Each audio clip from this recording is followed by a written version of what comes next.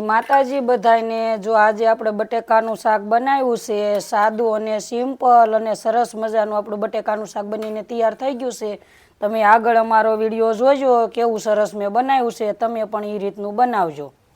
જો આપણે બટેકા લઈ લીધા છે, બટેકાને આ રીતની સાલ ઉતારીને અને આપણે જો આ રીતનું એક સરખું આપણે સુધારી વાળવાના છે, એક જ સરખા સુધારવાના છે। જો આ રીતના આપણે સુધારી લેવાના છે અને બનાવવાનું છે બટેકાનું શાક, રસાવાળું શાક બનાવવાનું છે આપણે।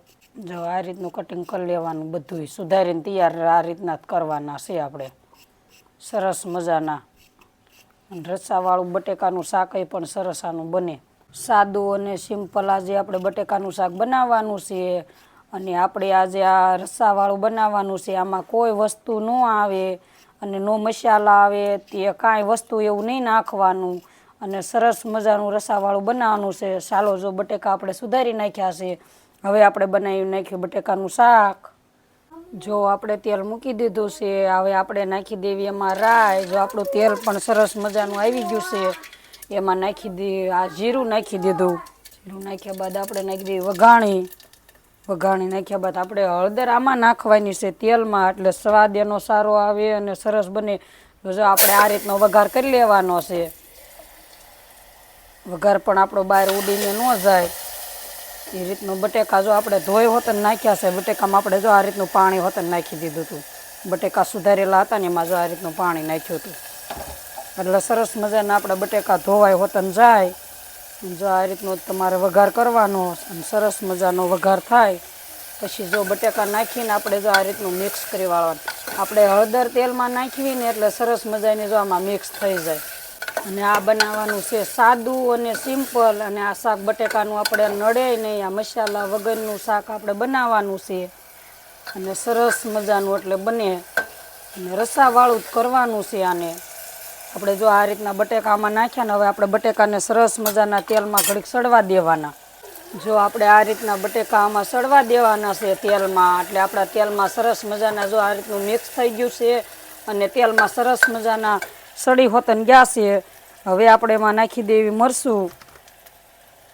જો આ મરચું છે આપણે લસણવાળું મરચું છે, લસપસતું ખાંડેલું છે, એટલે આપણે તેલમાં જો આ રીતનું મિક્સ કરવું પડે, એટલે તેલમાં મિક્સ થાય પછી આપણું મરચું પાકે। જો આ રીતનું મિક્સ કરવાનું આમ ચમચાના મદદથી। જુઓ આપણે લસણવાળું મરચું છે એટલે બહુ લસપસતું ખાંડેલું છે, લસણ આપણે વધુ લીધેલું હોય, પછી જો આ રીતનું મિક્સ કરવાનું આમ મરચું આપણે।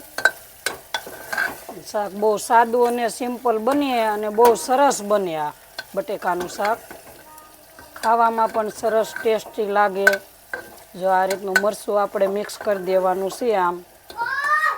હવે આપણે નાખી દેવી સ્વાદ પ્રમાણે મીઠું। આપણે સ્વાદ પ્રમાણે મીઠું નાખી દીધું અને આપણું મરચું પણ સરસ પાકવા આવ્યું છે। જો આ રીતનું આપણે મિક્સ કરવાનું। મરચાંની જો આ રીતની ગળી ક્યાંય રહે ને તો જોઈએ આ રીતની તેલમાં ચમચાના મદદથી આ રીતની આમ કરી વાળવાની, એટલે સરસ મરચું પાકી જાય। અને આ શાક બટેકાનું હંમેશા તમે કુકરમાં બનાવો અને 2 વિસલ આમાં કરો, પહેલાં તેલમાં સડવા દેવાનું, તેલમાં સડ્યા બાદ પછી આપણે મરચું મીઠું નાખી દેવી ને એટલે આપણે નાખી દેવાનું એમાં પાણી। જો પહેલાં સેજ પાણી નાખવાનું, આપણને એમ થાય સરસ મજાનું મિક્સ થઈ ગયું મરચું।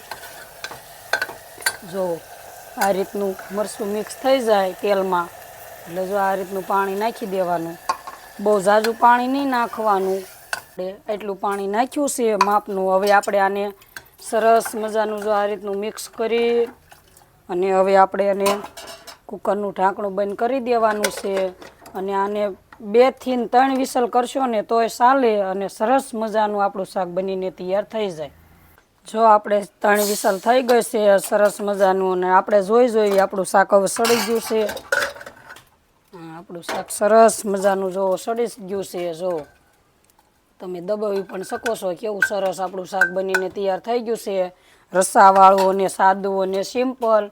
હવે આપણે નાખી દેવી આ છે ધાણા જીરું આપણું। આપણે ગરમ મસાલો આજે નથી નાખવાનો, આમાં સાદું અને સિમ્પલ બનાવવાનું છે, એટલે જો આ છે આપણો ધાણા જીરું આપણે નાખી દીધું। અને હવે આપણે નાખી દઈએ આ કોથમરી, આ છે આપણી કોથમરી। આપણું શાક બનીને તૈયાર થઈ ગયું છે સરસ મજાનું. લાઈક કરજો, શેર કરજો અને સબસ્ક્રાઈબ કરજો. આપણે બટેકાનું રસાવાળું શાક બનાવ્યું છે, સરસ મજાનું બની ગયું છે.